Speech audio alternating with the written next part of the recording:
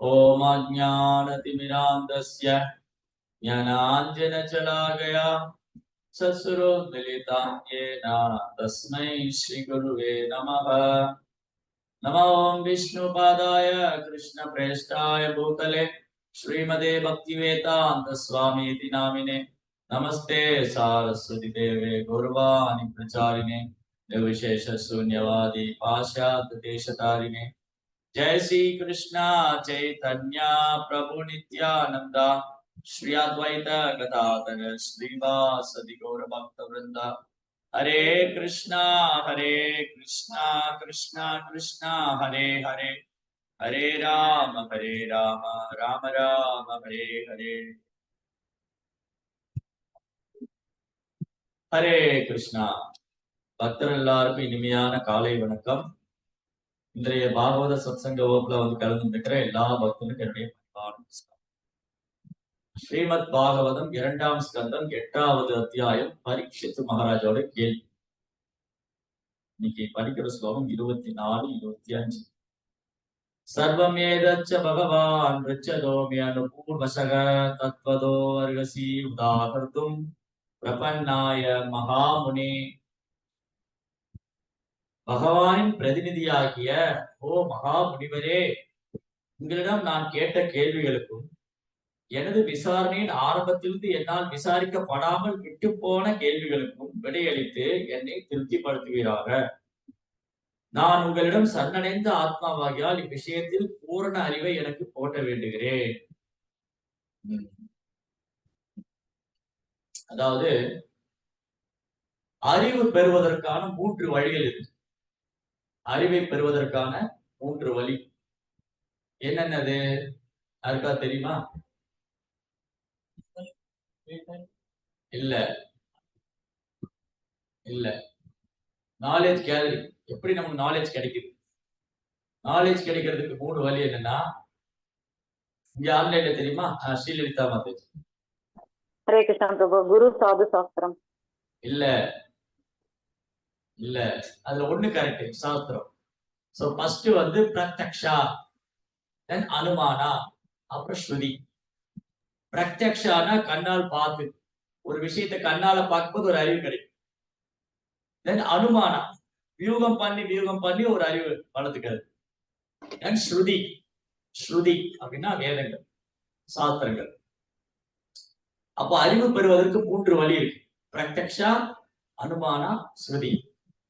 கண்ணால் பார்த்து பெறக்கூடிய அறிவு, அனுமானம் செய்து யூகம் செய்து பெறக்கூடிய அறிவு, அப்புறம் ஸ்ருதி சாஸ்திரங்கள் மூலமா பெறக்கூடிய அறிவு. 3 விதமான நிலை, அறிவு பெறுவதற்கான 3 நிலை.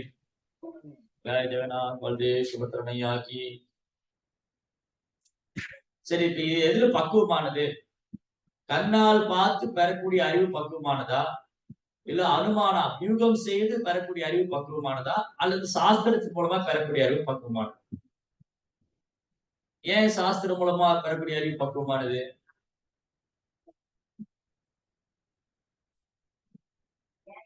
புரியல. கண்ணால் பாக்குற அறிவு எப்படி பொய்யாகுது? கண்ணால பாக்குற அறிவு எப்படி பொய்யாகுது? ஏதோ எக்ஸாம்பிள் உதாரணம். 2 பேர் கை தூக்கி இருக்காங்க. ஒரு கயிறை பார்த்துட்டு பாம்புன்னு நினைச்சுக்கிறோம். சரி, ஒரு கயிறை பார்த்து பாம்புன்னு நினைக்கிறது. தூரத்துல பார்த்தா ஒரு பாம்பு இருக்குன்னு போய் பார்த்தா அது பாம்பு இல்ல, கயிறு. பாம்பு கயிறு நினைச்சு. ஓகே, ஐயம்மா மாதேஜி. சீட பரம்பரை வாயிலா கேட்கறதுனால இல்ல, தப்பு. ஸ்ரீலலிதா மாதேஜி. சில நேரத்துல வெயில் காலத்துல ரோட்ல ரோட்டு மேல தண்ணி இருக்கிற மாதிரி இருக்கு, காணல் நீர். ஆனா கிட்ட போனா தண்ணி இல்ல, அது நீடிச்சுட்டே போகுது, அதுக்கு ஒரு முடிவே இல்லை. அப்போ அது கண்ணால நம்ம என்ன, இங்க ஏதோ தண்ணி இருக்கு போல இருக்கே.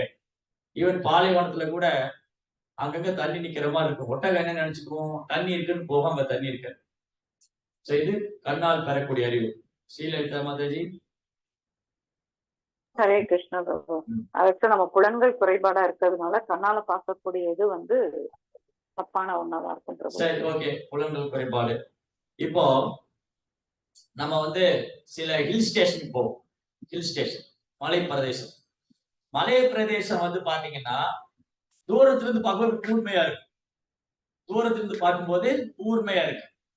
ஓ, மலை பிரதேசம் கூர்மையா இருக்கே. அப்புறம் ஒரே கிரீனிஷா இருக்கு. அங்க வீடுகள் தெரியாது, ரோடுகள் தெரியாது. அப்புறம் அந்த இடம் கூர்மையா இல்ல, அங்க பிளாட்டா. இந்த மலை பிரதேசத்துல போனா ஊட்டி, கொடைக்கானல், வால்பாறை, இந்த மாதிரி நிறைய மலை பிரதேசங்கள் இருக்கு. இந்த மலை தொடர்புலாம் தூரத்துல இருந்து பார்க்கும்போது எப்படி இருக்கு? இப்படி கூர்மையா இருக்கு. வெறும் பச்சையா மட்டும் தான் தெரியும், வேற ஒண்ணும் தெரியாது. ஆனா அங்க கிட்ட போக போகதான் அது கூர்மையா இல்ல. அங்க ஸ்தலமான ரோடு இருக்கு, அங்க பெரிய பெரிய கெஸ்ட் ஹவுஸ் இருக்கு, அங்க பெரிய பெரிய டவர் இருக்கு, அங்க பெரிய பெரிய வீடுகள் இருக்கு, அங்க மிருகங்கள் வாழ்றாங்க, மனுஷங்க இருக்காங்க.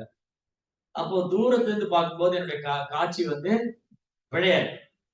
ஓ, மலைனா கூர்மையா இருக்கும்னு நினைச்சுக்கிறோம். ஆனா பார்த்தா கூர்மையா இல்ல. அங்க போனா அது கூர்மையா இல்ல. அப்ப கண்ணால் பெறக்கூடிய அறிவு முழுமையானது இல்ல. இவன் நீங்க ட்ரெயின் கூட பாத்தீங்கன்னா, நம்ம ரயில்வே ஸ்டேஷன்ல போனோம். ரயில்வே ஸ்டேஷன்ல போய் நின்னுட்டு இருந்தா தூரத்துல ஒரு சின்ன லைட் படுது. அப்ப உடனே நான் முடிவு பண்ணுவேன், ட்ரெயின் வந்து ஒரு புள்ளி மாதிரி தான் இருக்கும், லைட் மாதிரி தான் இருக்கும். தூரத்துல இருந்து பார்க்கும்போது ட்ரெயின் வந்து ஒரு புள்ளி, ஒரு ஒரு ஒரு தொடர் வண்டி வந்து ஒரு புள்ளியா ஒரு ஒளி வட்டம் தான் தெரியுது. ஒரு லைட் மட்டும் தான் தெரியுது. அது கிட்ட வர வரதான் அதோட என்ஜின், அதோட கம்பார்ட்மெண்ட்ஸ் எல்லாமே தெரியும். அப்புறம் அதுல பேசஞ்சர், அதுல டிரைவர். அப்போ தூரத்துல இருந்து பெறக்கூடிய கண்ணால பெறக்கூடிய அறிவு, இப்ப புலன்கள் குறைபாடானதுனால கண்ணால பெறக்கூடிய அறிவு வந்து முழுமையானது அல்ல. அதான் கண்ணை நம்பாதே உன்னை ஏமாற்றும். கண்ணால பெறக்கூடிய அறிவு முழுமையானது இல்ல. சரி, அடுத்தது அனுமானம். அனுமானம் பண்றது. அனுமானம் பண்றது என்னது? வியூகம் பண்றது. அது எப்படி சரியில்லைன்னு சொல்றோம்? வியூகம் பண்றது, அனுமானம். எஸ். 5 மணிக்கு வீட்டுல இருக்க அம்மா நினைக்கிறா, என் குழந்தை இப்ப ஸ்கூல் விட்டு வந்துருவா. உடனே காலிங் பெல் அடிக்குது, கிளிங் கிளிங் கிளிங் கிளிங். காலிங் பெல் அடிக்குது. கதவை திறந்தா வேற கொரியர்காரன் வந்து, யாரோ கொரியர்காரனோ வேற யாராவது பால்காரர் யாரோ வந்து. ஆனா நான் எதிர்பார்த்து போனது என்னது? என் குழந்தை தான் ஸ்கூல்ல இருந்து வருது. என் குழந்தை தான் ஸ்கூல்ல இருந்து வருது. அப்ப என்னோட அனுமானம் பொய்யாயிடுச்சு.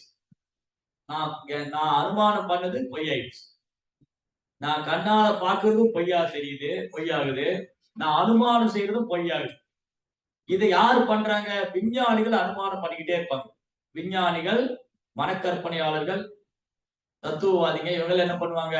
இப்படி இருக்கலாம், அப்படி இருக்கலாம், பூமி உருண்டையா இருக்கலாம், பூமி தட்டையா இருக்கலாம், அப்படி இருந்திருக்கலாம், இப்படி இருந்திருக்கலாம், இப்படியோட இருக்கு. இது வந்து ஒரு கிளியர் ஸ்டேட்மெண்ட் கிடையாது.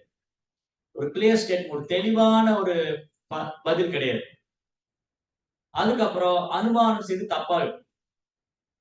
ஒரு மனைவி வந்து கிச்சன்ல சமைச்சிட்டு இருக்கா, 6 மணிக்கு காலிங் பெல் அடிக்குது. தன்னோட ஹஸ்பண்ட் தான் வரான்னு ஓடி போய் கதவை திறந்தா வேற யாரோ வந்து. ஆபீஸ் முடிஞ்சு ஹஸ்பண்ட் வர டைம், கணவர் வந்து அலுவலகத்தை விட்டு வர நேரம். சரி, கணவர் தான் வந்து காலிங் பெல் அடிக்கிறாருன்னு ஓடி போனா பார்த்தா வேற யாரோ வந்திருக்காங்க. நாங்க வந்து யூரேகா போஸ்ட் கம்பெனில இருந்து வரோம், சேல் ரெப்ரசன்டேட்டிவா இருக்கோம், இந்த ப்ராடக்ட் நீங்க வாங்கிக்கிறீங்களா? அட போயா, நான் ஹஸ்பண்ட் வரான்னு நினைச்சு ஓடி வந்து, இல்லையா? சோ இப்படி அனுமானம் தப்பா இருக்கு. அப்போ கண்ணால் பெறக்கூடிய அறிவும் தவறுடையதா இருக்கு, குறையுடையதா இருக்கு. ஏன்னா புலன்கள் குறைபாடானது, அதனால கண்ணால பெறக்கூடிய அறிவும் குறையுடையதா இருக்கு. அதே மாதிரிதான் புலன்கள் குறைபாடானது, அதனால நான் மனக்கற்பனை செய்வதும் யூகம் பண்ணாலும் அதுவும் தவறாது. யூகம் பண்ணக்கூடிய அறிவும் தவறுதான். அப்ப ஸ்ருதி, பிரத்யக்ஷா, அனுமானா, ஸ்ருதி. பிரத்யக்ஷான கண்ணால் பெறக்கூடிய, பிரத்யக்ஷா ஐச்சதா. ஐச்சதா அப்படின்னா பாக்குறது. அப்ப பகவான் பார்த்தாரு, ச ஐக்ஷதா சாயிமா கோகம் அசஜதா. பகவான் இந்த ஜட உலகத்தை பார்த்தாரு, சிருஷ்டிப்பு நடந்ததுன்னு சொல்லு. சோ பகவானுடைய பார்வை வேற, என் பார்வை வேற. ரெண்டும் ஒண்ணா கம்பேர் பண்ண முடியாது. கிருஷ்ணா பார்த்தாலே இந்த பிரபஞ்சமே சிருஷ்டி ஆயிடும். கிருஷ்ணா பார்த்த உடனே இந்த பிரபஞ்சமே சிருஷ்டி தொடங்குது. ஆனா என்னுடைய பார்வை ஒரு குறிப்பிட்ட தூரம் வரைக்கும் தான். என்னுடைய பார்வை வந்து ஒரு குறிப்பிட்ட தூரம் வரைக்கும் தான். அதுக்கு மேல என்னால பார்க்க முடியாது. என் பார்க்கும் திறன் அவ்வளவுதான். அதுல கூட பாருங்க, சில மிருகங்களுக்கு ரொம்ப தூரத்துக்கு பார்க்க திறமை இருக்கு. கழுகு வந்து வானத்துல ரொம்ப உயரத்துல பறக்கும். ஆனா என்ன தேடிட்டு இருக்கோம்? எங்க சவம் இருக்கு, எங்க டெட் பாடி இருக்கு, எங்க போய் சாப்பிடலாம். அப்ப அதுக்கு பார்க்கும் திறன் இருக்கு. ஆனா அது என்ன தேடுது? தன்னுடைய உணவை இறையை தேடிட்டு. இல்லையா? இந்த மாதிரி இங்க வந்து மனுஷங்க மட்டும் திறமைசாலிகள் இல்ல. பல்வேறு மிருகங்களுக்கான பல்வேறு திறமை இருக்கு. நாய்க்கு மோப்ப சக்தி அதிகம், இல்லையா? மோப்பம் பிடிக்குது. போலீஸ் டாக் வச்சிருக்காங்கல்ல, குற்றவாளி கண்டுபிடிக்க போலீஸ் டாக். சோ நாய்க்கு மோப்ப சக்தி அதிகம், கழுகுக்கு வந்து பாக்குற சக்தி அதிகம். இது மாதிரி ஒரு ஒரு மிருகத்துக்கு ஒரு சிறப்பு இருக்கு. மனுஷன் மட்டும் ஒன்றும் பெரிய ஒண்ணும் கிடையாது. ஆக்சுவலி பார்க்க போனா மனுஷனோட மற்ற மிருகங்கள் எவ்வளவு தேவை எவ்வளவு தேவைன்னு சொல்றேன். ஏன்னா அன்னைக்கு பேசிட்டு இருந்தோம்ல, மனுஷன் வந்து இப்போ அன்னைக்கு பேசிட்டு இருந்தோம். ரொம்ப வந்து அழகா சொல்லுவாரு, இந்த மீன் எப்படி பிடிப்பாங்க, மீனை பிடிப்பாங்கல்ல, மீன் எப்படி பிடிப்பாங்க, வலை போட்டு பிடிப்பாங்க தெரியும். அப்ப என்ன அர்த்தம்? ஜெய ஜெகநாத சுவாமிக்கு இப்பதான் க்ளோஸ் பண்ணீங்க. ஓகே. சோ மீன் எப்படி பிடிக்கிறாங்க? சரி, அப்ப என்ன அர்த்தம் அதுக்கு? அப்ப என்ன அர்த்தம் அதுக்கு? நாக்கு. மீன் வந்து வாய்க்கு நாக்கு அடிமை. அதுக்கு தீவனம் போட்ட உடனே, வலையை விரிச்சு அதுக்கு தீவனம் போட்ட உடனே மீன் தீவனம் சாப்பிட வரும், மீன்காரன் மீனை பிடிச்சிடலாம். சரி, அப்புறம் பறவைகள் எப்படி பிடி, பறவைகளே அதே மாதிரிதான் தீவனம் போட்டு பிடிப்பாங்க. சரி, இந்த மான் எப்படி பிடிப்பாங்க? மானுக்கு வந்து சவுண்ட், அழகான இசைனால மானை பிடிப்பாங்க. யானை எப்படி பிடிப்பாங்க? ஒரு பெரிய பண்ணை தோண்டி வச்சிருப்பாங்க, அதுல வந்து பெண் யானை வச்சு ஆண் யானை பிடிச்சிருவாங்க. இப்படி ஒரு விலங்கு வந்து பால் உறுப்புக்கு அடிமையா இருக்கு, ஒரு விலங்கு வந்து இசைக்கு அடிமையா இருக்கு, ஒரு விலங்கு வந்து சுவைக்கு அடிமையா இருக்கு. மனுஷன் எல்லாத்துக்குமே அடிமை. அதுதான் வித்தியாசம். மனுஷங்க வந்து எல்லாத்துக்கும் அடிமை. ஆனா நான் சுதந்திரமானு நினைச்சிட்டு இருக்கேன். சரி, இப்ப எதுக்கு அதை பேச வந்தோம்? பிரத்யக்ஷா, கண்ணால பெறக்கூடிய அறிவு முழுமையானதல்ல. அப்புறம் அனுமானம், யூகம் பண்ற அறிவு, மனக்கற்பனையும் முழுமையான அறிவு இல்ல. சாஸ்திரம், ஸ்ருதி, சாஸ்திரம் மூலமா பெறக்கூடிய அறிவு தான் முழுமையான. பிரத்யக்ஷா, அனுமானா, ஸ்ருதி. பிரத்யக்ஷானா கண்ணால் பெறக்கூடிய அறிவு, அனுமானம் என்றால் யூகம் செய்து பெறக்கூடிய அறிவு, கற்பனை செய்து பெறக்கூடிய அறிவு, ஸ்ருதி அப்படின்னா செவி வழியா கேட்டு ஸ்ருதி. அதான் சொன்னாங்க, கண்ணால் பார்ப்பது போய், காதால் கேட்பது போய், தீர விசாரிப்பதை மெய். அப்ப என்ன அர்த்தம்? சும்மா கண்ணால பார்த்தா பத்தாது, எதையாவது கற்பனைவாதிகிட்ட இருந்து கேட்டா பத்தாது, சாஸ்திரத்துல இருந்து புரிஞ்சுக்கணும். ஸ்ருதி, சாஸ்திரத்துல இருந்து கேட்க. ஸ்ருதி விப்ரவந்தான். ஸ்ருதி, ஸ்ருதினா செவி வழியா கேட்டு பெறக்கூடிய. அப்போ இங்க பரீட்சித் மகாராஜா சுகதேவ் கோசாமிய, ஓ மகாமுனிவரே, பகவான், பகவான் அப்படின்னு என்னது? இங்க பகவான் சொன்ன அர்த்தம் மகாமுனி. சுகதேவ் கோசாமி வந்து இங்க பரீட்சித் மகாராஜா இங்க சுகதேவ் கோசாமிய பகவான் சொல்றாரு, மகாமுனின்னு சொல்றாரு. பகவான் சொன்னா மகாமுனி, முனிவர்களே சிறந்தவர். முனி சிரேஷ்டா, முனி சிரேஷ்டா அப்படின்னா முனிவர்களே சிறந்தவர். மகாமுனி, மகாமுனி கிருதே கிம்பா பரே ஈஸ்வர. பாகவத்துல இருக்கு, வியாசதேவரும் மகாமுனி, வியாசதேவரும் மகாமுனி, சுகதேவ் கோசாமி மகாமுனி. வியாசரும் பகவான், சுகதேவ் கோசாமி இங்க பகவான் சொல்லி. ஏன்னா அவர் குணங்களால் பகவான் ஒத்து போனார். சுகதேவ் கோசாமி இங்க பகவான் சொல்லி, சர்வவேதம் ச பகவான், ஓ பகவான் மகாமுனியே அப்படின்னு என்ன அர்த்தம்? குணங்களால பகவானோடு ஒன்றுபட்டவர். குணங்களால இங்க பகவான்கிற வேர்டு ப்ராப்பரா வந்து மகாமுனி டிரான்ஸ்லேட் பண்ணிருக்காரு. அப்படின்னா தெய்வீக குணம் நிரம்ப பெற்றவர். கிருஷ்ணர்கிட்ட என்னென்ன குணம் இருக்கோ அதோட தூய பக்தர்கிட்ட இருக்கு. அப்போ இங்க பரீட்சித் மகாராஜா சுகதேவ் கோசாமி கேட்கிறாரு, பகவானின் பிரதிநிதியாகிய பகவானின் பிரதிநிதியாகிய, அதனால இங்க பகவான் மகாமுனி, பகவானின் பிரதிநிதியாகிய மகாமுனிவரே, உங்களிடம் நான் கேட்ட கேள்விகளுக்கும் என் விசாரணையின் ஆரம்பத்திலிருந்து என்னால் விசாரிக்கப்படாமல், நான் இது வரைக்கும் உங்ககிட்ட நிறைய கேள்வி கேட்டிருக்கேன். சிலப்போ எனக்கு தெரியாத விஷயம் இருக்கலாம், நான் கேட்காம விட்டது. இப்ப நான் கேட்டதும் நான் கேட்காம விட்டதும் ரெண்டையும் எனக்கு சொல்லுங்க, சொல்லிக் கொடுங்க. எனக்கு எல்லாத்துக்கும் பதில் வேணும். Sukhdev Parikshit Maharaj very intelligent. பரீட்சித் மகாராஜ் ரொம்ப புத்திசாலியான பக்தர். ஏன்னா அவர் என்ன நினைக்கிறாரு, ஓகே தன்னுடைய குரு நினைக்கலாம், பரீட்சித் இது மட்டும் தானே கேட்டாரு, கேட்டதுக்கான பதில் சொல்லிடுவோம் இல்லையா? இப்ப நம்ம குருகிட்ட போய் குரு மகாராஜ் எனக்கு இந்த சந்தேகம், குரு மகாராஜ் எனக்கு இந்த சந்தேகம், இந்த சந்தேகத்தை தீர்த்து வைங்க அப்படின்னா குரு மகாராஜ் என்ன பண்ணுவாரு? நமக்கு என்ன சந்தேகமோ அதை தீர்த்து வைப்பார். இப்போ கேள்வி என்ன கேள்வி அதற்கான பதில் இல்லையா? நம்ம ஒரு சாதுகிட்ட போய் ஒரு ஆன்மீக குருகிட்ட போய் என்ன கேள்வி கேட்கிறோமோ அதுக்கான பதில் கிடைக்கும். அப்ப பரீட்சித் மகாராஜ் என்ன நினைக்கிறாரு? நான் கேட்டதுக்கு மட்டும் பதில் பத்தாது. நான் சில விஷயம் எனக்கு தெரியாம கூட இருக்கலாம். அது தெரியாம இருக்கலாம், அதை நான் புரிஞ்சுக்காம இருக்கலாம். அதுக்கான பதில் வேணும்.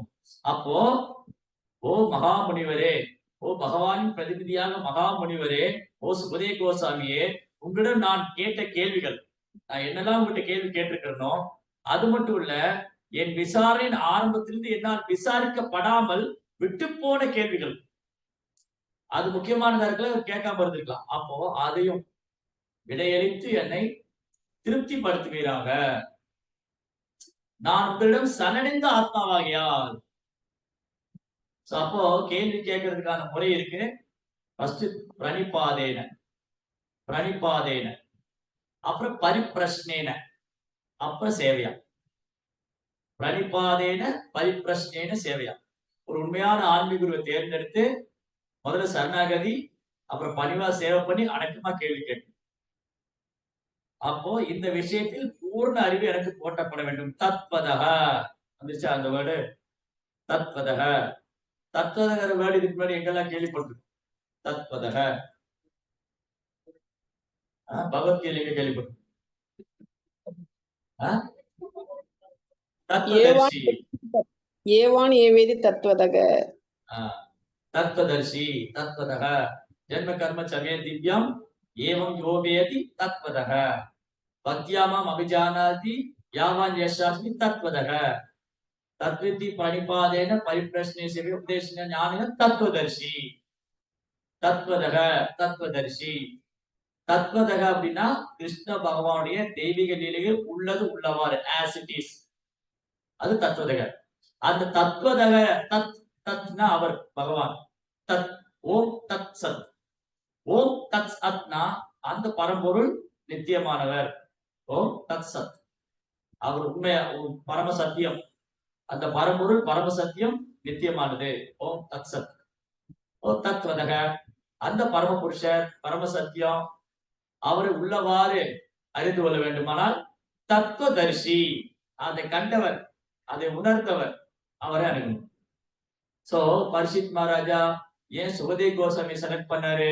சுகதே கோசாமி ஏன் பரீட்சித் மகாராஜா சுகதே கோசாமி செலக்ட் பண்ணாரு? ஏன் பரீட்சித் மகாராஜா சுகதே கோசாமி செலக்ட் பண்ணாரு? பதில் தெரிஞ்சும் கேள்வி. அவர் தண்ணி ப்ரோ. அப்புறம் இது ஓசிக்கு இது வந்து ஒரு ரீசன். பட் மெயின் ரீசன் தண்ணி ஆத்மாவா இருந்தாலும் மட்டும் பத்தாது. குரு கிட்ட இருந்து கேட்டாரு ப்ரோ. அவர் குரு கிட்ட இருந்து கேட்டது, சீட பரம்பரையில இருந்து கேட்டது, அது அவர் சொல்றதுனால அதாவது உள்ளது உள்ளவாறு எழுதுகின்றார். அப்போ ஏன் சுகதே கோசாமி செலக்ட் பண்ணாரு? சுகதே கோசாமி பகவான் தூய பக்தரும் குரு சீட பரம்பரையில் வரக்கூடியவராவார்.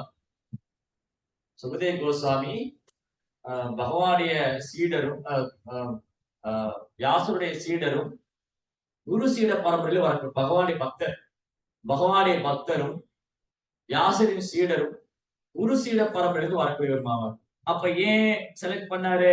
அதுக்கு அடுத்த ஸ்லோகத்துல விளக்கு. இந்த ஸ்லோகத்துல 24 ஸ்லோகாவில 24ஆம் ஸ்லோகத்துல ஒருத்தர் ஆன்மீக குருட்ட அணுகும் போது ரொம்ப பணிவா இருக்கணும். இங்க பரீட்சித் மகாராஜுடைய பணிவு தெரியுது.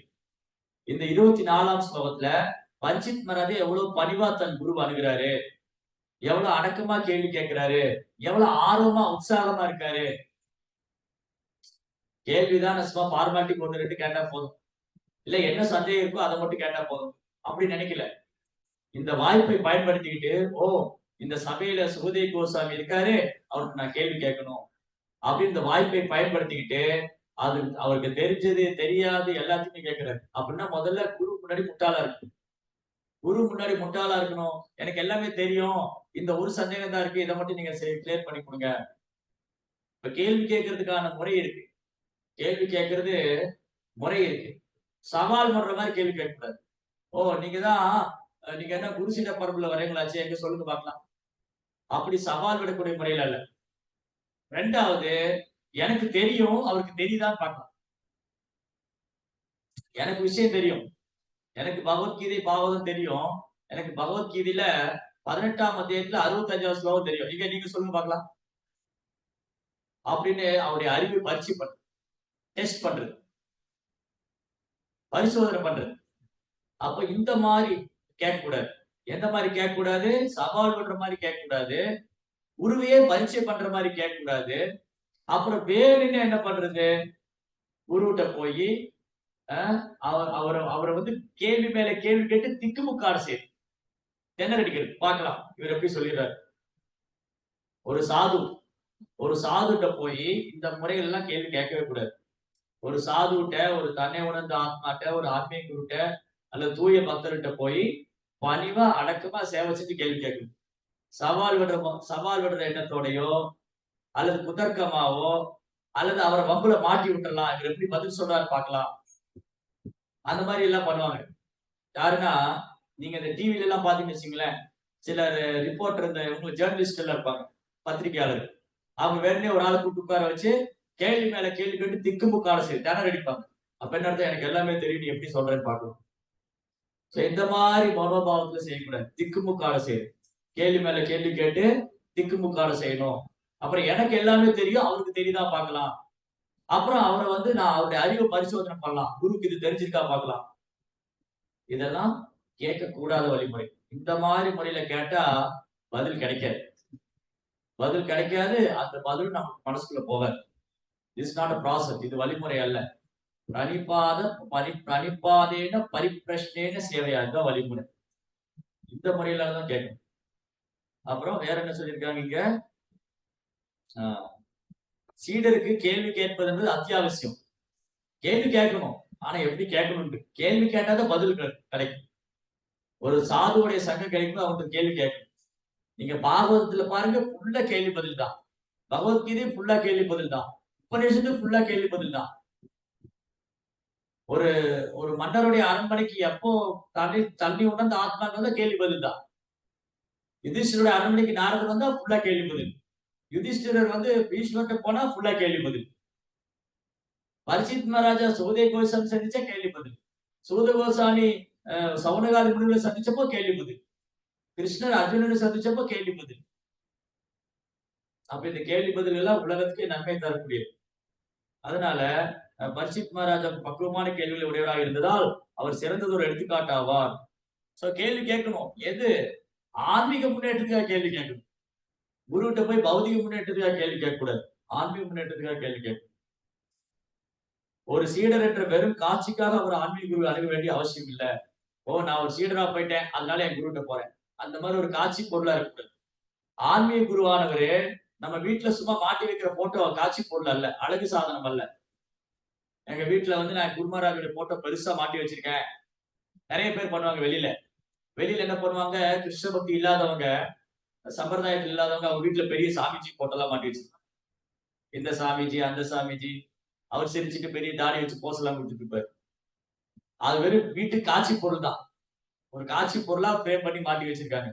அதுக்கு இல்ல ஆன்மீக குரு. வீட்டை அலங்காரப்படுத்துறதுக்கெல்லாம் ஆன்மீக குரு. ஆன்மீக குருட்ட இருந்து இந்த மாதிரி பரிசித் மகாராஜ் மாதிரி கேள்வி கேட்கும், பணிவா அடக்கமா கேள்வி கேட்கும். அப்புறம் அவருடைய பரிசித் மகாராஜுடைய பணிவு இங்க தெரியுது, அவருடைய ஆர்வம் தெரியுது, உற்சாகம் தெரியுது. ஆனால் சீடரின் நன்மைக்காக ஆன்மீக குருவால் எல்லா விஷயங்களும் சீடனுக்கு ஞான ஒளி மூட்ட முடிகிறது. அப்போ சீடருடைய நன்மைக்காக குரு வந்து ஞான ஒளி மூட்டு. ஓம் அஜ்ஞான திமிராந்தஸ்ய ஞானாஞ்சன சலாகியா அசத்சுரு மிலிதம் தஸ்மை ஸ்ரீ. அறியாமல் இருக்கும் சீடனுக்கு ஆன்மீக அறிவு போடுற. சரி, அப்ப அடுத்த ஸ்லோகத்துல 25th ஸ்லோகம் 25ஆம் ஸ்லோகத்துல திரும்பி பரிசித் மகாராஜ் கண்டினியூ பண்றாரு. என்ன சொல்றாரு? சுகதேவ கோசாமி பார்த்து, ஓ மகா முனிவரே, அத்ர பிரமாணம் ஹி பவான் பரமேஷ்டியதாத்மபு அபரே சாரு திஷ்டந்தி பூர்வேஷாம் பூர்வஜை கிருதா. ஓ மகா முனிவரே, நீங்கள் முதல் ஜீவராசியான பிரம்மாவுக்கு நிகரானவர். பிரம்மா வந்து இந்த படைப்பினுடைய முதல் ஜீவராசி. இங்க பரிசித் மகாராஜ் என்ன சொல்றாரு, சுகதே கோசாமி பார்த்து நீங்க பிரம்மாவுக்கு நிகரானவர் சொல்றாரு. ஏன் அப்படி சொல்றாரு? ஏன் பிரம்மாவுக்கு நிகரானவர்?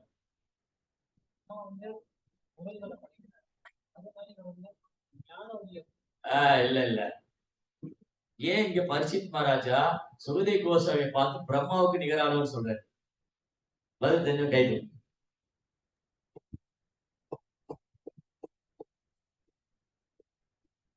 உங்களுடைய கவுண்ட் டவுன் ஸ்டார்ட் ஆகுது.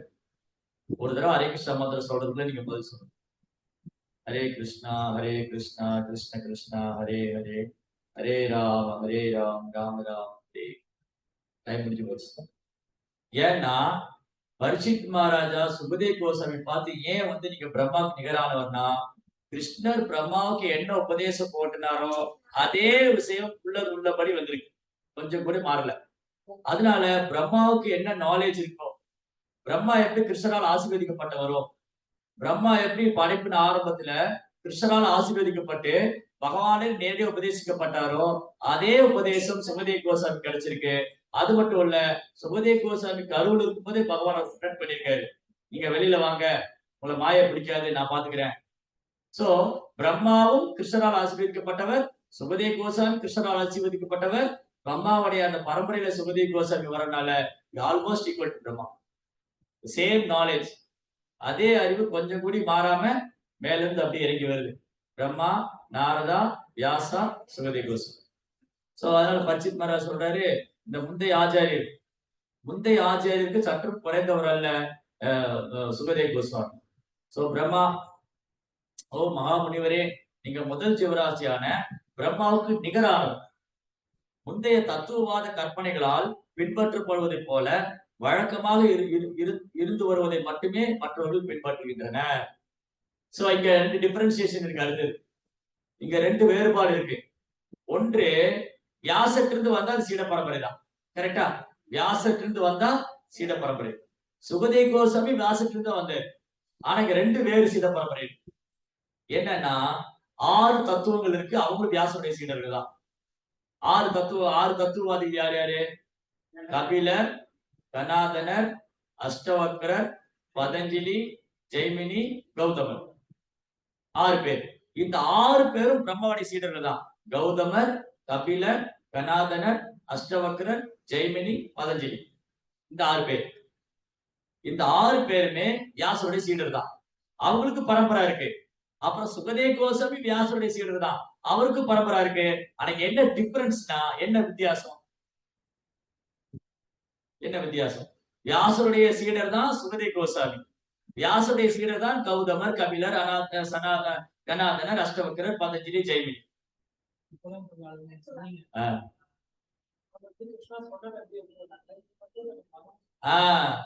வியாசர், அதாவது கிருஷ்ணா, பிரம்மா, நாரதா, வியாசர். இந்த வியாசருக்கு சுகதே கோசாமி. அப்போ சுகதே கோசாமி வந்து வியாசர், அதாவது பிரம்மாட்டிற்கு வரக்கூடிய அந்த சீட பரம்பரையில வரக்கூடிய உபதேசங்களை பின்பற்றார். ஆனா இந்த 6 பேரும், கிருஷ்ணா, இந்த 6 பேரும் கபிலர், கௌதமர், கபிலர், கனாதன், அஷ்டவக்ரி, பதஞ்சலி, ஜெய்மினி, இந்த 6 பேரும் அவங்களுடைய மனக்கற்பனை தத்துவத்துக்கு இதுக்கும் சீட பரம்பரை இருக்கு. ஆனா இந்த சீட பரம்பரை அங்கீகரிக்கப்படாதது. இவங்க மனக்கற்பனை சொல்றாங்க. அதாவது என்ன பண்ணாருன்னா, வியாசர் வேதங்களை தொகுத்துட்டு தன்னுடைய 6 சீடர்களை கூப்பிட்டார். யார் 6 பேரு? கௌதமர், கபிலர், கனாதனர், அஷ்டவக்ரர், பதஞ்சலி, ஜெய்மினி. இதுல சொன்ன கபிலர் வந்து தேவகதியோட பையன் இல்ல. தேவகதியோட பையன் வந்து கபில வாசுதேவர், பகவானுடைய அவதாரம். இந்த கபிலர் வந்து என்ன சொல்றது, இந்த கபில முனி வந்து எப்படின்னா, இவர் ஒரு மனக்கற்பனையாளர், ஏத்திஸ்டிக், நாத்திக கபிலர். சோ இந்த 6 கபிலர், இந்த 6 முனிவர்கள், இவங்க 6 பேரை கூப்பிட்டு வியாசர் என்ன சொன்னாரு, நான் வேதங்களை தொகுத்துட்டேன், நீங்க இதுக்கு வந்து விளக்கம் எடுத்துட்டு வாங்க, நீங்க இதை படிச்சு விளக்கம் எடுத்துட்டு வாங்க. இந்த 6 பேர் போய் வேதத்தை படிச்சுட்டாங்க. படிச்சுட்டு என்ன பண்ணாங்க, 6 பேர் 6 விதமான தத்துவத்தோட வராங்க. 6 பேரும் 6 விதமான கொள்கை எடுத்துட்டு வராங்க. அதோட வேதத்துடைய நோக்கத்தை விட்டாங்க. வேதத்துடைய நோக்கம் வந்து கிருஷ்ணா, கிருஷ்ணா தான் வேதைஷ சர்வை அகமேவ வேத்தியோ வேதாந்தது வேதவித் விவேகசாமி. வேதங்களால் அறிவடிவம் கிருஷ்ணா, வேதங்களை முற்றிலும் அறிந்ததும் கிருஷ்ணா, வேதங்களை தொகுத்ததும் கிருஷ்ணா. அதை விட்டுட்டு இந்த 6 பேர் என்ன பண்ணாங்க? வியாசத்தை வந்தாங்க, 6 விதமான தத்துவங்களை கொண்டு வந்தாங்க. கபிலருடைய தத்துவம் என்னது? சாங்கியம், சாங்கிய பிலாசபி, சாங்கிய தத்துவம். சாங்கிய தத்துவம்னா என்னது? எண்ணிக்கை. எதை என்றாங்க? 24 மூலப்பொருட்களை பிரிச்சு பிரிச்சு ஆராயும். இன்னைக்கு வகுப்பு இப்படிதான் தத்துவார்த்தமா தான் இருக்கும். ஆனா தெரிஞ்சுக்க வேண்டிய விஷயம் நிறைய இருக்கு. சோ கபிலர் வந்து ஏத்திஸ்டிக் கபிலா. நாத்திக கபிலர் என்ன பண்ணாருன்னா, இவரு வேதங்களை புரிஞ்சுட்டு எப்படி வேதங்களை அவரு எப்படி புரிஞ்சுக்கிட்டாருன்னா, இந்த 24 மூலக்கூறு தான் படைப்புக்கு காரணம். 5 பஞ்சமகா பூதங்கள், 5 கர்மேந்திரியம், 5 ஞானேந்திரியம், 5 அறிவு புலனுணர்வு பொருட்கள், மனம், புத்தி, அகங்காரம், ஜெரிக்க முக்குணம், இதெல்லாம் சேர்ந்துதான் சிருஷ்டிப்பு நடக்குது. இதனை பிரித்து ஆராய்வதுதான் வேதத்துடைய நோக்கம் அப்படின்னு இவரா ஒரு கற்பனை பண்ணிட்டு வந்துட்டார். இதெல்லாம் எங்கிருந்து வருதுன்னு விட்டார்.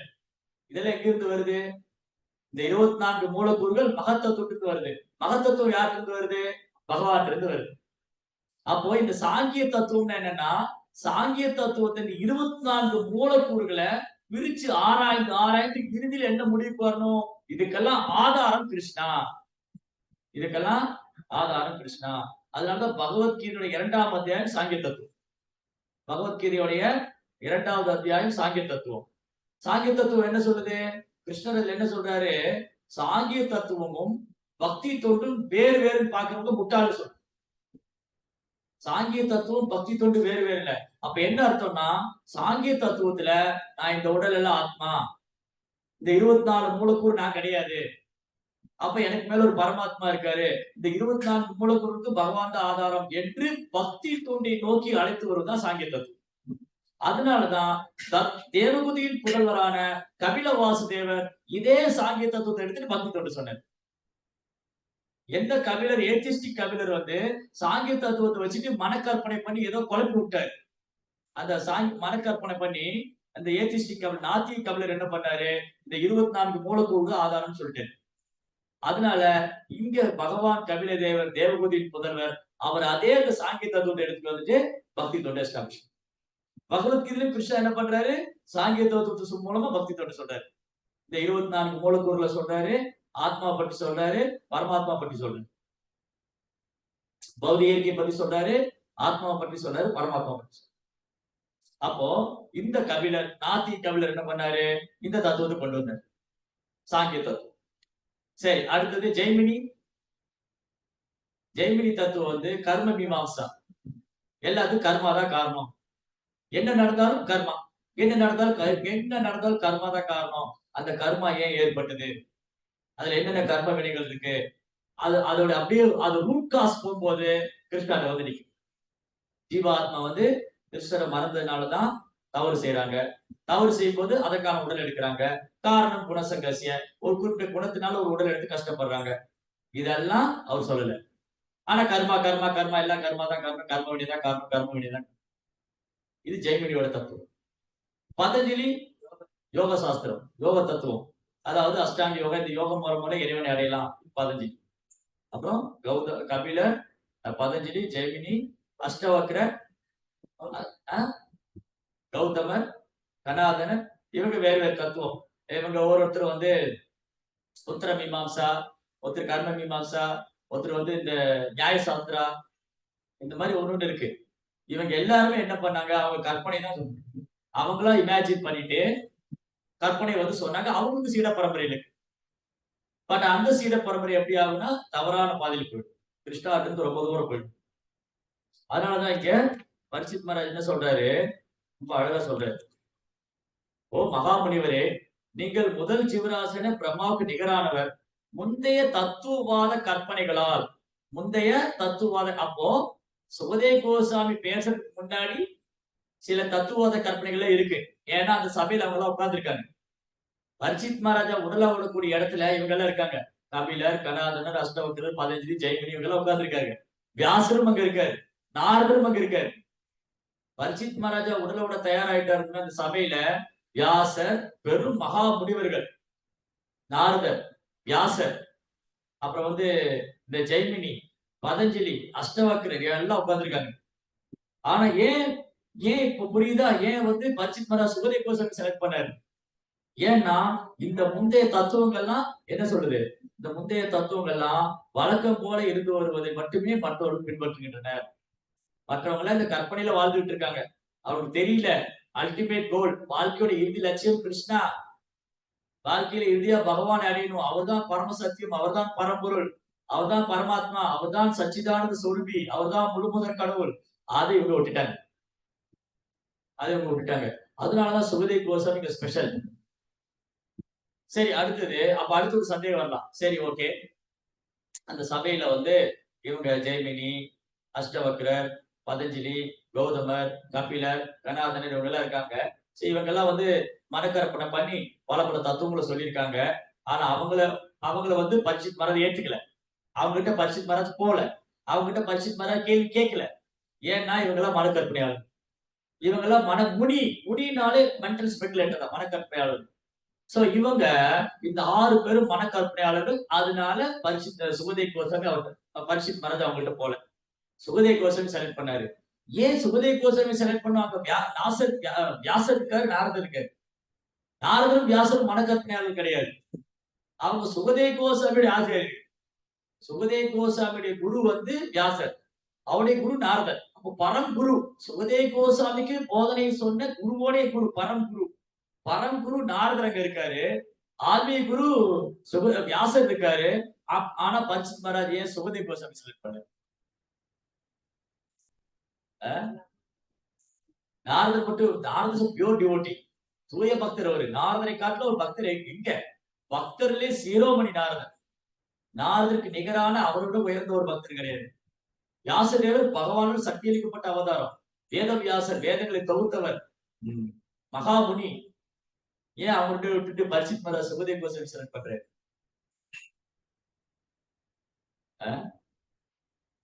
அவரும் சீடப்பார்வலிருந்து வந்தவர் தான். நாரதரும் அங்க இருக்காரு, வியாசரும் இருக்காரு. இருந்தாலும் சுகதேவ் கோஸ்வாமி செலக்ட் பண்றது ஸ்பெஷல். ஏன்னா அதே சீடப்பார்வலிருந்து அவர் வர்றாரு. அது மட்டும் இல்ல, இது பகவான் ஏற்பாடு. அவர் சுகதேவ் கோஸ்வாமி இருந்து கேட்கணும். அதுதான் சுகதேவ் கோஸ்வாமி பகவானுக்கு கூப்பிட்டு வந்திருக்காரு. ஏற்கனவே நாரதர் வந்து வியாசர் சொல்லிட்டாரு, வியாசர் சுகதேவ் சொல்லிட்டாரு. அப்ப சுகதேவ் எக்ஸ்பிளைன் பண்ணணும். அதுதான் பகவானை விருப்பம். இல்லாட்டி பரிட்சித் மகாராஜா நாரதர்கிட்ட போய் கேட்டுக்கலாமே, பரிட்சித் மகாராஜா வியாசர்கிட்ட கேட்டுக்கலாமே. ஆனா பகவான் ஏற்பாடு என்னன்னா, இன்னாருக்கு இன்னார் தான் குருவாக வர வேண்டும். நம்ம குரு வந்து நாம டிசைட் பண்றது. குரு வந்து நம்ம கண்மூடி தேர்ந்தெடுக்க முடியாது. நான் உண்மையான ஆன்மீகத்துல வந்து ஆர்வம் இருக்கும் போது எனக்கு ஒரு உண்மையான ஆன்மீக குரு பகவான் அமைச்சிருவார். அந்த குரு சீட பந்தம், அந்த குரு சீட ஒரு தொடர்பு இருக்கு இல்லையா, அது நித்தியமானது. அது தற்காலிகமானது இல்லை, அது வந்து ஆன்மீகமானது. அப்போ நாரதரை வந்து செலக்ட் பண்றதுக்கு பரிட்சித் மகாராஜுக்கு ஒரு கஷ்டம் இல்லை. வியாசரை செலக்ட் பண்றதுக்கு ஒரு கஷ்டம் இல்லை. ஏன் சுகதேவ் கோஸ்வாமி செலக்ட் பண்ணாரு? இதுதான் கிருஷ்ணாவுடைய அரேஞ்ச்மெண்ட். இந்த இடத்துல பாகவதம் வந்து சுகதேவ் கோஸ்வாமி பேசணும், அத பரிட்சித் கேட்கணும். அப்போ சுகதேவ் கோஸ்வாமினால எப்படி பேச முடியும்? அந்த சபையில பெரிய ஆச்சாரியெல்லாம் உட்கார்ந்துருக்காங்க. தன்னுடைய குரு உட்கார்ந்துருக்காரு, அவருடைய பரம்புரு உட்கார்ந்துருக்காரு. அவருக்கு முன்னாடி ஒரு பாகவதம் பேசணும். அப்ப எப்படி இருக்கு அவருக்கு? அதுதான் பணிவா பேசுறேன். நான் சீட பரம்புல இருந்து கேட்டிருக்கேன் அப்படின்னு சுகதேவ் கோஸ்வாமி வந்து ரொம்ப பணிவா சொல்றாரு. அது மட்டும் இல்ல, பாகவதம் வந்து தூய பக்தர் பேசுறதுதான் முக்கியம். அவங்க சின்னவங்களா பெரியவங்களா வயசு வித்தியாசம் இல்லை. இங்க வயசு வித்தியாசம் கிடையாது. சுகதேவ் கோஸ்வாமி சிறு வயது, வியாசர் ரொம்ப முதிர்ந்தவர், நாரதரும் ரொம்ப பெரியவர். ஆனா அவங்க சபையில உட்கார்ந்துருக்காங்க. சுகதேவ் கோஸ்வாமி பேசுறாருன்னா அவர் அனுபவத்துல சிறந்தவர். அதனால பிரம்மாவுக்கு நிகரான, right? So Sukhdev Goswami is not ordinary person, ஒரு சாதாரண நபர் அல்ல. அதனால அவர் வயதுல சிறியவரா இருந்தாலும் அவருக்கு வந்து பகவானை பற்றி வர்ணிப்பதிலையும் பேசுவதிலும் சுகமுகா திருவசம்யதம் பிமதம் பாகவதம் ரசமாலை. அதான் வியாசர் எழுதுறாரு. சுகமுகா, சுகதேவ் கோஸ்வாமி வாயிலிருந்து வந்ததுனால. இதற்கு அவர் வியாசருடைய புதல்வர், வியாசருடைய சீடர். ஆனா வியாசர் எழுதுறாரு, இந்த பாகவதம் வந்து சுகதேவருடைய வாயிலிருந்து வந்து இன்னும் அமிர்தமா இருக்கு. அந்த ஸ்பெஷல் அவரு, ஸ்பெஷல் அவரு. கிருஷ்ணரால் ஆசீர்வதிக்கப்பட்டவர், கிருஷ்ணரால் அனுப்பப்பட்டவர். இந்த நிகழ்வுக்காகவே கிருஷ்ணரால் அனுப்பப்பட்டவர். பாகவதம் அவர் பேசணும், பரீட்சித்து கேட்கணும். இந்த ஒரு லீலையை வந்து வியாசரால புரிஞ்சுக்க முடிஞ்சது, நாரதரால புரிஞ்சுக்க முடிஞ்சது. சோ பரீட்சித் மகாராஜும் சுகதேவ் கோஸ்வாமி செலக்ட் பண்ணார். ஓகே, தென் இங்க வேற என்ன சொல்லியிருக்காங்க?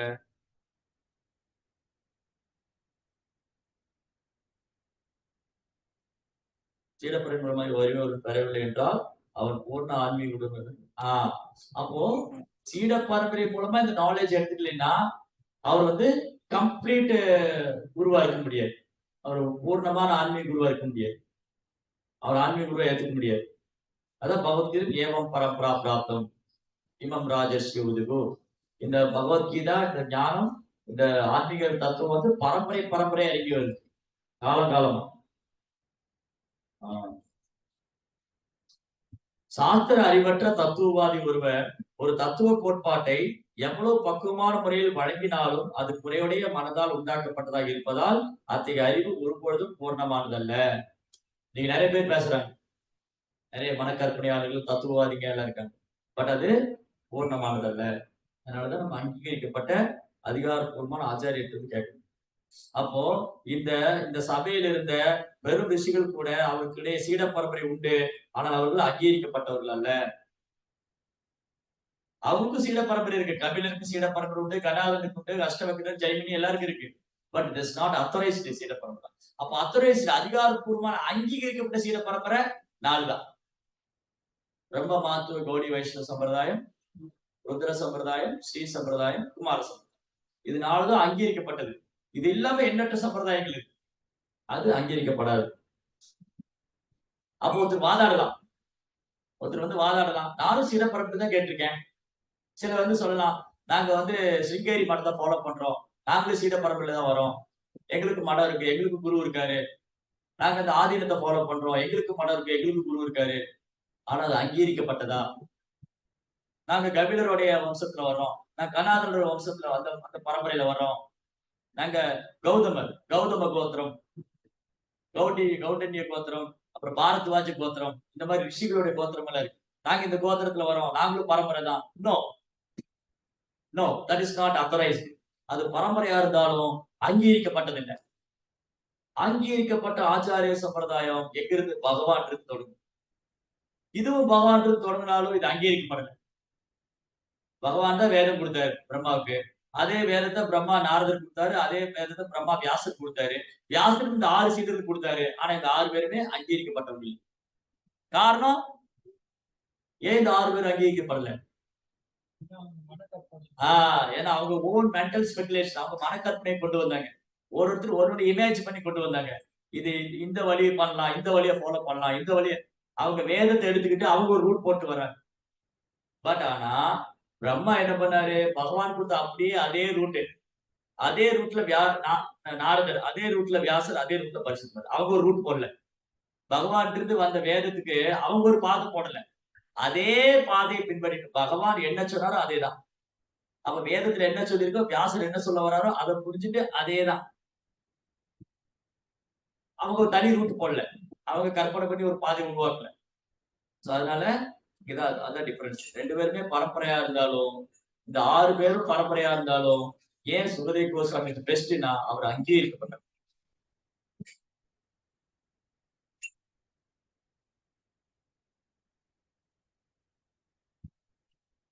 அடுத்து சொல்றாரு, ஏனென்றால் அத்தகைய அறிவு சுதந்திரம் உள்ளவரான பரமபுருஷன் பகவானிடமிருந்து அல்லது நாராயணமிருந்து நேரடியாக வரவில்லை. டைரக்டா வரல. சுகதேவ் கோஸ்வாமி டைரக்டா இருக்கு, இங்க டைரக்டா வரல. இவங்க கற்பனை பண்ணிக்கிட்டாங்க. நாராயணனை தவிர வேறொரு சுதந்திரமானவராக இருக்க முடியாது. எனவே அனைவரது அறிவும் நிலையற்ற மனதை சார்ந்திருப்பதால் ஒருவருடைய அறிவும் பூர்ணமானதா இருக்க முடியாது.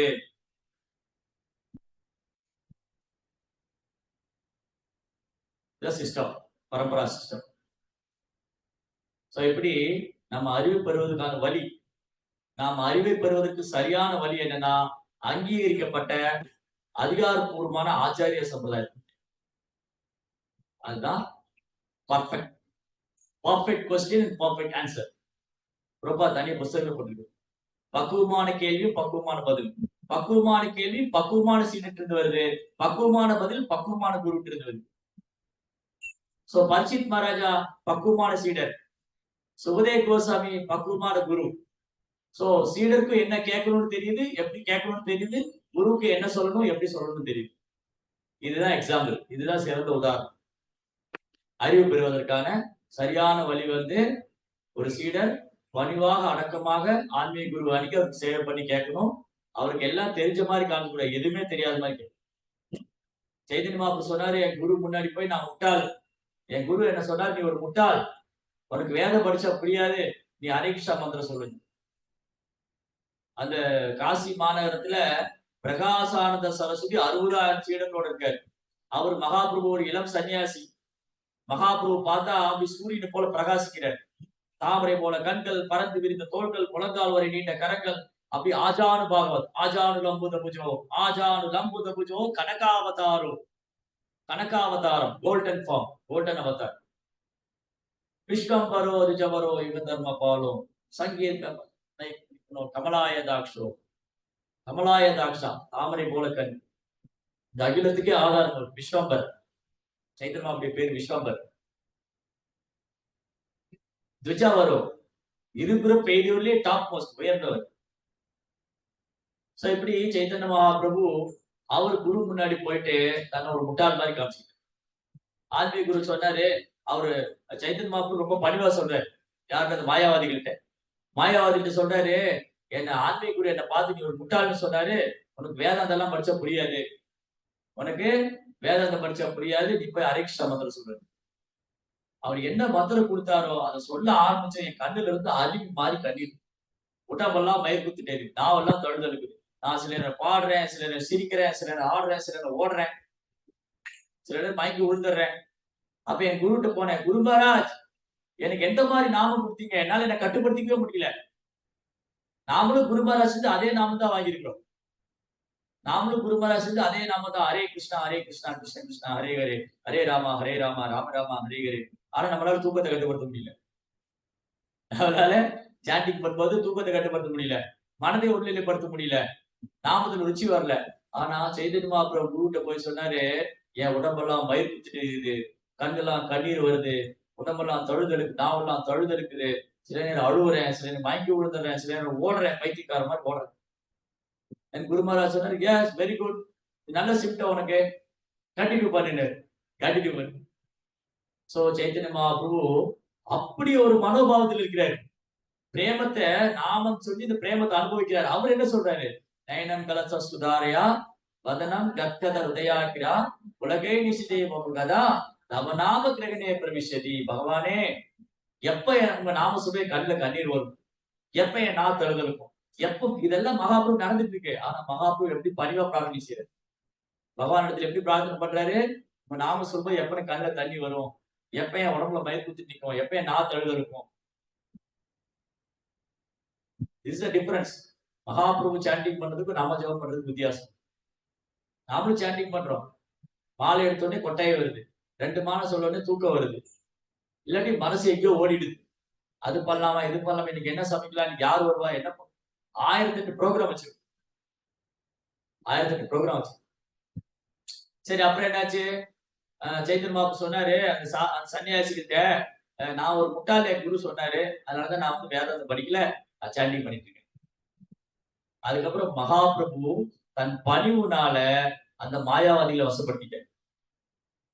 இந்த மாயாவாதிகள் வந்து மகாபிரபு காசில தங்கி இருந்தப்போ எல்லாம் அபராதம் பண்ணாங்க. யாரு இந்த சன்னியாசி, வைத்தியக்கார மாதிரி ரோட்ல பாடிட்டு ஆடிட்டு போறாரு, இவர் உட்காந்து வேதாந்தம் படிக்க வேண்டாமா? அப்ப அந்த ஒட்டுமொத்த காசியில, கிருஷ்ணா, ஒட்டுமொத்த காசியில 3 வைஷ்ணவர்கள் தான். ஒருத்தர் வந்து சந்திரசேகர ஆச்சாரியர், ஒருத்தர் தப்பான் மிஸ்ரான்னு ஒருத்தர், அப்புறம் சனோதய மகாராஷ்டிரா சனோதா பிராமணன், 3 பேர் தான். மீதி எல்லாரும் மாயாவாதி. 500 வருஷத்துக்கு முன்னாடி காசி மாநகரம் மாயாவாதியோட கோட்டையா இருக்கு. பெனாரஸ் யூனிவர்சிட்டி, காசியில பல்கலைக்கழகம் அது பெரிய மாயாவாதியோட கோட்டை. கடவுள் கிடையாது, கடவுள் நானும் ஒண்ணுதான், நான் தான் கடவுள் நினைக்கிறோம் மாயாவாதி. பகவானுடைய சச்சிதானந்த ரூபத்தை ஏற்றுக்கொள்ளாதவர். மகாபிரபு அவங்களுக்கு கண்ணு கொடுத்தாரு. அங்க போய் பாடினா எல்லாரும் மகாபிரபு கேலி பண்ணிட்டு, மகாபிரபுவே கேலி பண்ணிருக்காங்க. அப்ப நம்மள ஏமாத்தணும். மகாபிரபு ரோட்ல பாடிட்டு போகும்போது அவரே ஒரு உணர்ச்சி வசப்பட்டவரே சொல்லியிருக்காங்க. நம்மளே பைத்தியம் பிடிச்சி போச்சு இவங்களுக்கு. நம்ம ரோட்ல பாடிட்டு போனா ஏதோ வேறு கிரகத்துல இருந்து வந்து போற மாதிரி பாக்குறாங்க. இன்னைக்கு நீங்க ரோட்ல கீர்த்தன் பாடிட்டு போங்க, யார் இந்த ஹரே ராம ஹரே கிருஷ்ணா என்ன இது இப்படி பாடிட்டு போறாங்க, இவங்களே இந்த ஊர் தானே இல்ல வெளிநாட்டுல இருந்து வந்திருக்காங்களா, வெளியூர்ல இருந்து. அதே ஒரு நயன்தாரா பாட்டு போடுக்கு எல்லாம் டான்ஸ் ஆடுவாங்க. நேத்து பிறந்த குழந்தையில இருந்து சாக போற தாத்தா வரைக்கும் எல்லாம் டான்ஸ். அதுக்கு வெக்கமான சூடு சொன்ன ஒண்ணுமே கிடையாது. ஆனா கடவுளுடைய நாமத்தை பாடினா மட்டும் வெக்கமான சூடு சொன்னெல்லாம் வந்துடும். வாய் பெண்கள் போட்டு ஒட்டிக்கும், எல்லாம் நடக்கும். ஓடுவாங்க. ஒரு அனுபவம் இருக்கா? ஹரே கிருஷ்ண மந்திரம் பாடும் மைக் எடுத்துட்டு போனா ஓடுவாங்க. நிறைய பார்த்துட்டு போலுங்க கீர்த்தனை. ஐயோ புள்ள பிடிக்கிறவங்க வந்துட்டான் போது. போலீஸ் கம்யூனிட்டி இன்னைக்கு மக்கள் வந்து முட்டாள் சமுதாயம். எதுக்கு பாடணும் எதுக்கு ஆடணும்னு தெரியாது. சரி, அப்ப என்னாச்சு? சைதன்ய மகாபிரபு மேலே குறை சொல்லியிருக்காங்க. இவர் என்ன உணர்ச்சி வசப்பட்டு ரோட்ல பாடிட்டு போறாரு. அப்புறம் வந்து அந்த பிராமணருக்கு ரொம்ப வருத்தம். யாருக்கு? அந்த 3 பக்தர்களுக்கு பகவானை யாராவது குறை சொன்னா பொறுத்துக்க முடியாது. நமக்கு எப்படி? நம்மளை யாராவது குறை சொன்னா பொறுத்துக்க முடியாது. பகவானை சொன்னா கூட சரி சொல்லிட்டு போகணும். நம்மளை யாரா சொன்னா என்ன அப்படி நீ சொல்லலாம், ஒரு நாள் ஃபுல்லா சாப்பிடாம உட்காந்து குழப்பிட்டு. சோ ஆனா இந்த பக்தர்கள், தூய பக்தர்கள், சந்திரசேகர் ஆச்சாரியா, தப்பான் மிஸ்ரா அண்ட் மகாராஷ்டிரா சனோத்தரம் பிராமணன், இவங்க 3 பேரும் மகாபுருடைய வருகைக்காக காத்திருக்காங்க. மகாபிரபு வந்து தப்பான் மிஸ்ரா வீட்டுக்கு வர 3 பேரும் பணிவா நமஸ்காரம் பண்ணி, மகாபிரபு எங்களுக்கு அழுகையா வருது, இந்த மாயாவாதிகள் உங்களை இப்படி எல்லாம் சொல்றாங்களே, நீங்க உணர்ச்சி வசப்பட்டவங்கிறாங்க, நீங்க வேதாந்தம் படிக்காம என்ன சன்னியாசின்னு சொல்றாங்க. மகாபுரு சிரிச்சுட்டே போயிட்டாரு. அப்ப இந்த மகாராஷ்டிரா பிராமணன் என்ன பண்ணாரு, அவர் ஒரு நாள் எல்லா சன்னியாசி பிரசாத் சாப்பிட கூப்பிட்டுருக்காரு. அவங்க வீட்டுல சன்னியாசிக்கெல்லாம் விருந்து ஏற்பாடு பண்ணிருக்காரு. அவர் மகாபிரபுட்டி வர்றாரு. மகாபிரபு நீங்களும் வரணும், எனக்கு நல்லா தெரியும் நீங்க மாயாவாதி கூட சேர மாட்டீங்க, நீங்க வைஷ்ணவ சன்னியாசி, நீங்க ஒரு வைஷ்ணவ, நீங்க கிருஷ்ண பக்தர், மாயாவாதி கூட நீங்க சேர மாட்டீங்க. மாயாவாதி கிருஷ்ண அபராதி, மாயாவாதி கிருஷ்ண அபராதி. ஏன் மாயாவாதி கிருஷ்ண அபராதி? அவங்க வந்து பகவானோட ஒன்னாகணும்னு நினைக்கிறாங்க. அவங்க பகவானுடைய உடல பௌதிகமானதுன்னு நினைக்கிறாங்க. அவங்க பகவானுடைய லீலைகளை கற்பனையானதுன்னு நினைக்கிறாங்க. சோ மாயாவாதி கிருஷ்ண அபராதி. நீங்க அந்த மாதிரி மாயாவாதி கூட சேர மாட்டீங்க. ஆனா நீங்க பிரசாதம் சாப்பிடுறதுக்காக வாங்க, அவங்க எல்லாம் பிரசாதம் சாப்பிட வராங்க, நீங்களும் அங்க வரணும். மகாபிரபு அன்னைக்கு முடிவு பண்ணிட்டாரு, இந்த மாயாவாதிகளுக்கும் கிருஷ்ண பிரேமம். என்ன பண்ணாரு? பிரகாசானந்த சரஸ்வதி 60,000 சீடரோட ஒரு மேடை மேல உட்கார்ந்துருக்காரு.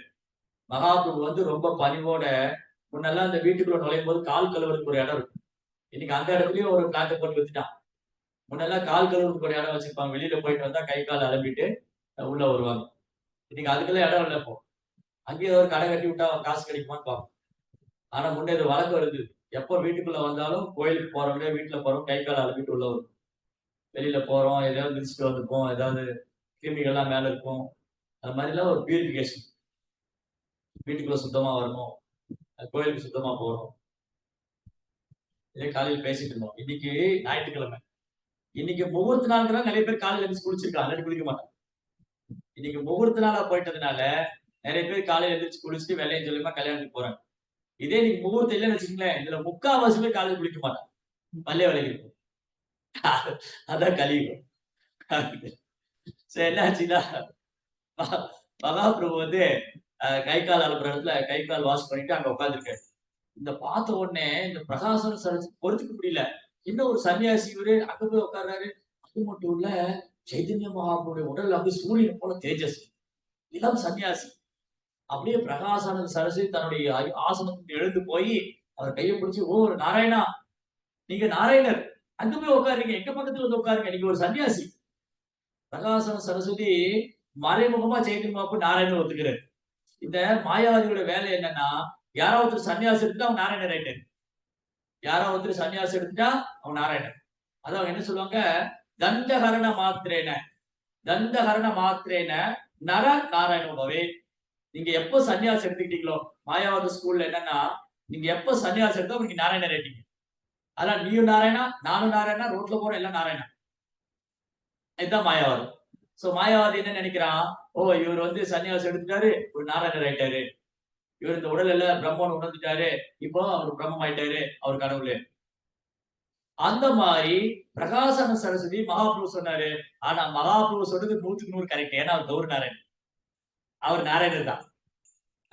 சோ இந்த முறை அவர் யாரையோ பார்த்து நாராயணன் சொல்லல, யாரோ ஒரு சாதாரண சன்னியாசியை பார்த்து ஏய் நாராயணான்னு கூப்பிடல, ஓ நாராயணரே வாங்கன்னு கூப்பிடல.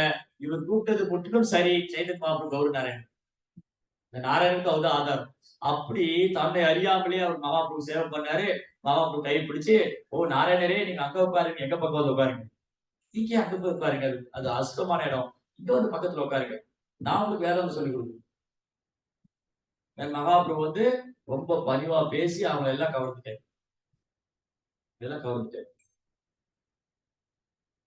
அதனால பகவானை கருணை இருந்தாதான் இந்த மாதிரி மாயாவாதிகள், மனக்கற்பனையாளர்கள், தத்துவவாதிகள் உங்களை விடுபட முடியும்.